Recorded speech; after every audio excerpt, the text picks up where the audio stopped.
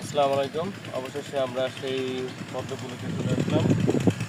এই ঈদের আগে থেকেই ঢাকায় বসে বসে দেখতেছিলাম যে নতুন একটা তৈরি করছে পদ্মফুলক। যদিও আমাদের রাজবাড়িকে সবাই পদ্মা কলা নামে চিনত, তারপরে এটা পদ্ম ফুলক দিছে, তাও অনেক সুন্দর লাগতেছে দেখতে। যে আমাদের রাজবাড়ি একটা পূর্ণতা পেল অবশেষে।